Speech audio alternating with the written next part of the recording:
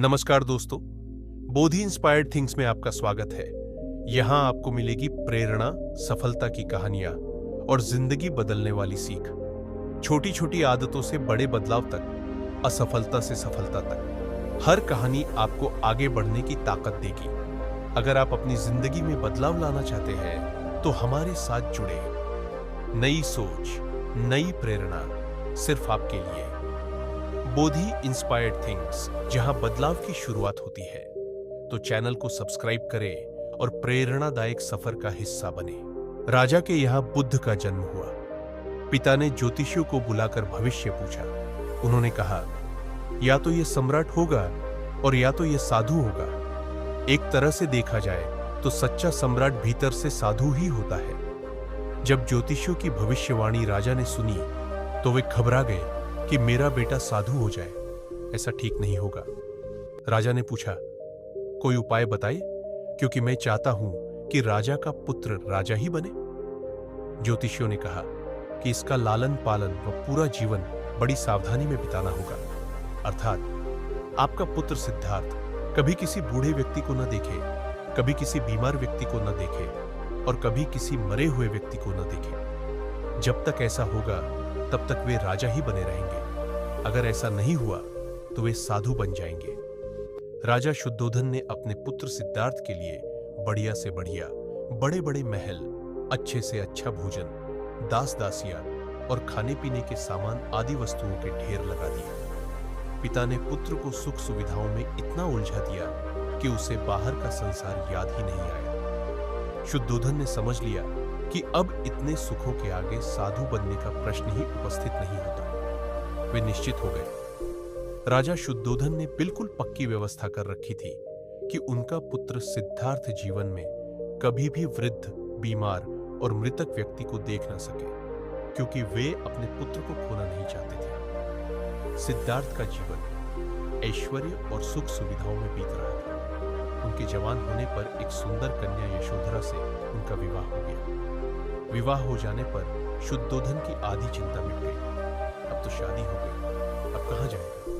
अब तो मेरा पुत्र बंधन में बंध गया है। अब उसके कहीं जाने का सवाल ही नहीं उठता। एक वर्ष बाद बेटे का भी जन्म हो गया। उसका नाम राहुल रखा गया। अब राजा शुद्धोधन को बिल्कुल पक्का विश्वास हो गया कि अब यह कहीं नहीं जा सकता। एक दिन सिद्धार्थ ने कहा कि पिताजी, आज तक मैंने कभी अपनी राजधानी नहीं देखी। आपकी आज्ञा हो तो आज देख आऊं।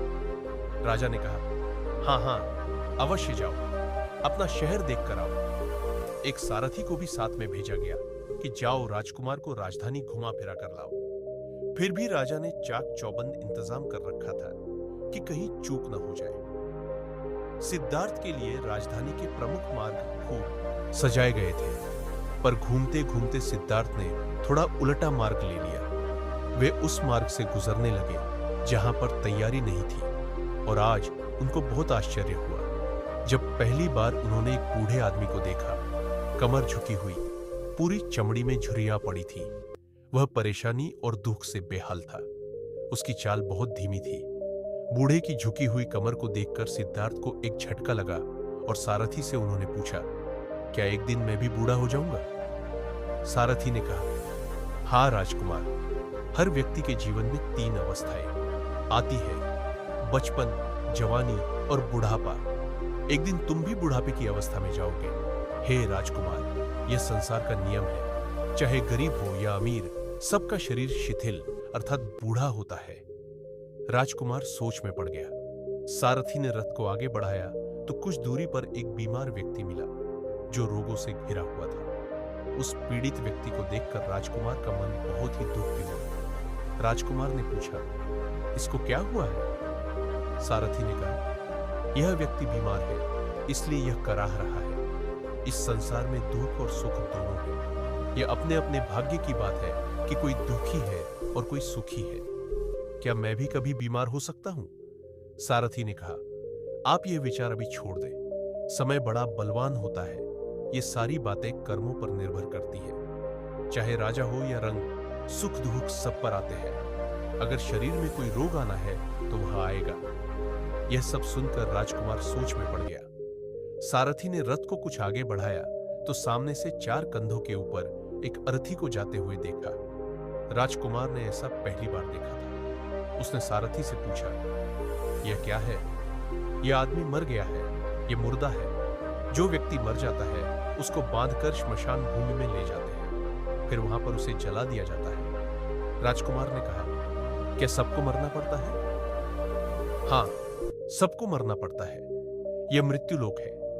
जो जन्म लेता है उसे कभी ना कभी अवश्य ही मरना पड़ता है। तो इसका मतलब यह हुआ कि ठीक इसी तरह से एक दिन मुझे भी मरना होगा। मेरी देह भी मुर्दा होगी और मुझको भी 4 कंधों पर उठाकर ले जाया जाएगा। मुझको भी ऐसे ही रस्सियों से बांधा जाएगा। मेरे भी आगे पीछे घर के सदस्य रोएंगे, तड़पेंगे, और जिस संसार को मैंने इकट्ठा किया है वह सारा का सारा मुंह से छूट जाएगा। इसका मतलब यह हुआ कि क्या एक दिन मैं भी मर जाऊंगा?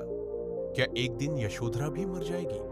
क्या एक दिन मेरा राहुल भी मर जाएगा? सारथी ने कहा, हाँ राजकुमार, एक दिन मैं भी मरूंगा, आप भी मरेंगे, यशोधरा भी मरेंगी और राहुल भी मरेगा, क्योंकि यह सब मरने के लिए ही पैदा होते हैं। उस रात सिद्धार्थ सो न सके। सोचने लगे कि क्या संसार में इतना दुख है, रोग है, बुढ़ापा है, और ऐसे में मैं खा पीकर कैसे जी सकता हूं?